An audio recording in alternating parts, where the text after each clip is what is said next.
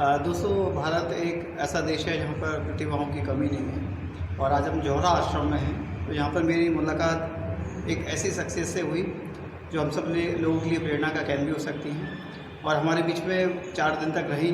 और लेकिन हम लोग उनसे परिचित नहीं हो पाए क्योंकि कई बार क्या होता है कि लोग अपने बारे में बताते नहीं हैं। हमें मौका मिलता है कि हम लोगों के बारे में बातचीत करें।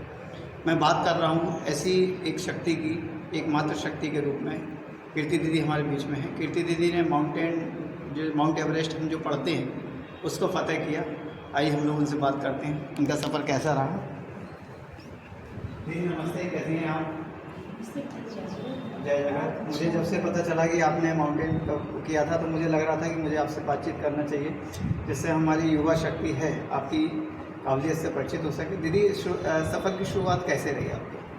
सबसे पहले तो मैं सभी को अपना जय जगत स्वीकार करने के लिए आमंत्रित करूँगी। और मुझे सबसे बड़ी खुशी ये हो रही है कि सुब्बा राव जी की कर्मस्थली में मुझे आज पहली बार पदार्पण करने का मौका मिला है।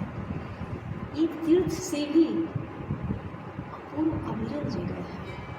तो भाई ने भी बहुत अच्छा प्रश्न किया। भाई, ये मेरा पर्वतारोहण का सफ़र जो था वो मुझे भी पता नहीं था कि पर्वतीय ऊंची होती क्या है, उसकी मापने का यंत्र क्या होता है। मैं एक, जिसे आप बता सकते हो कि मैं एक मजाकिया अंदाज में, हमारी एक फुटबॉलर दोस्त थी जो कि बाद में वो दुनिया की विकलांग एवरेस्टर हो चुकी अरुणिमा सिन्हा, पहले फुटबॉलर थी। उसे हम लोग खेलने के दरमियान में फ्रेंडशिप हुई। एक अखबार में मॉर्निंग एक अखबार आई मेरे पास, मैं उसे पढ़ी और उसमें दिया हुआ था दुनिया की ऊंची चोटी फतह करने वाली विकलांग महिला अरुणिमा सिन्हा। मेरे दिमाग में आ गया, यार इसके 2 पैर थे, 1 पैर हो गए, वो दुनिया की ऊंची चोटी की चढ़ाई कर ली।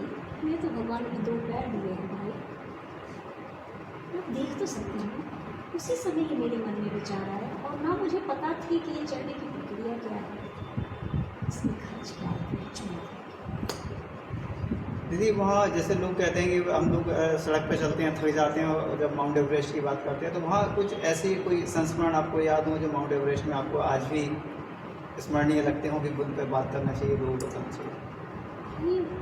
संस्मरण तो बहुत सारे रहे, लेकिन एक संस्मरण तो ऐसा रहा कि कई लोग कोई चीज़ को हासिल करते हैं तो उन्हें खुशी होती है और वो खुशी को बार बार याद करते हैं। लेकिन मेरे साथ वरदान ना होने के कारण एक अभिशाप इसलिए हो गया एवरेस्ट समिट करना कि मैं 23 साथी को लेकर जो मैं चढ़ने की मुकाम तय की थी, वो मुकाम मेरा सफ़र इसलिए नहीं हो पाया कि मैं 12 साथी के साथ ही इस जगह पर पहुँची।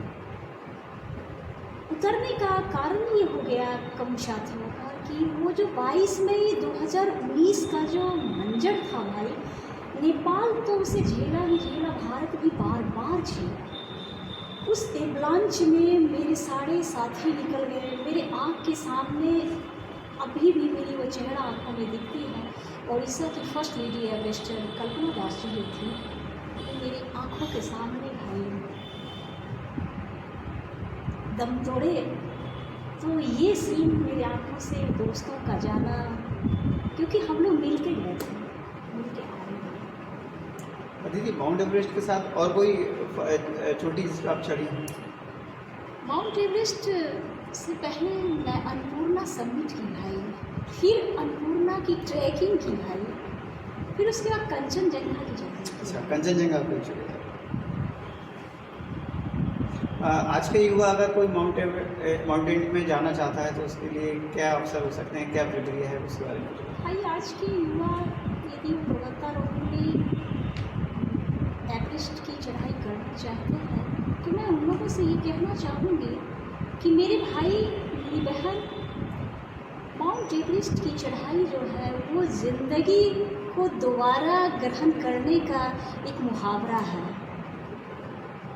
एक बार आप सारी दुनिया को देखोगे कि पुनर्जन्म कैसे होता है, वो भाई एवरेस्ट की चढ़ाई। दीदी, कोई जैसे आपने वहाँ चढ़े तो प्रशिक्षण में आप किससे जुड़े, कैसे किसने आपको प्रशिक्षित किया वहाँ पर? भाई जब मैं अरुणिमा सिन्हा की वाणी पढ़ी ना, तो वो लिखी हुई थी कि वो टाटा स्टील एडवेंचर फाउंडेशन से गई थी। मुझे पता नहीं था भाई टाटा स्टील एडवेंचर फाउंडेशन होता क्या है। फिर मेरी अल्प शिक्षा है, अल्प शिक्षा के कारण मैं उतना नहीं जान पाई। फिर मैं अपने मित्रों को बताई, उन्होंने बताया कि ये झारखंड के जमशेदपुर नगर में है। तो मैं टाटा वहाँ जाने का प्रयास की। उसी दरमियान में वो नंबर पे मुझे बातचीत करने का शौक़ चढ़ गया भारत की पहली महिला बछेंद्री पाल से। अच्छा, आप बछेंद्री पाल जी से मिली? मैं उन्हीं से प्रशिक्षण ली और वो मुझे बिना कोई पर्वतारोहण का कोर्स कराए ही नेपाल में अन्नपूर्णा पहाड़ होती है, उसकी समिट कराने के लिए उन्होंने मेरे साथ तो वो मेरी दूसरी माँ है।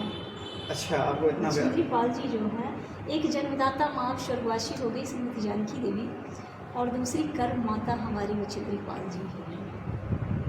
दीदी बहुत अच्छा लगा आपसे बात करके। मैं युवाओं से ये कहना चाहता हूँ कि जब हमारी दीदी इस सभी काम को कर सकते हैं तो आप लोग भी हिम्मत ना हारें, और जब आप कोई संकल्प अपने मन में बना लेते हैं तो सफलताएं ज़रूर मिलती हैं। दीदी उदाहरण हैं, हमने बछेंद्री पाल जी को नहीं देखा, हमने माउंट एवरेस्ट को नहीं देखा, लेकिन हम हमारे लिए बड़े सुखद क्षण है कि हमारे बीच में एक ऐसी शख्सियत हैं जिनसे आज हम लोग बात कर रहे हैं, जिन्होंने खुद पर्वतारोहण किया और माउंट एवरेस्ट जो हम किताबों में पढ़ते हैं उस पर तिरंगा लहराने का एक सौभाग्य प्राप्त हुआ। दीदी आपने हमें समय दिया और हमसे बात की भाई बहुत बहुत धन्यवाद। बहुत बहुत मेरे प्यारे भाइयों को शुभाशीष। जय जय। Thank you. चाहो तो फोटो ले लो।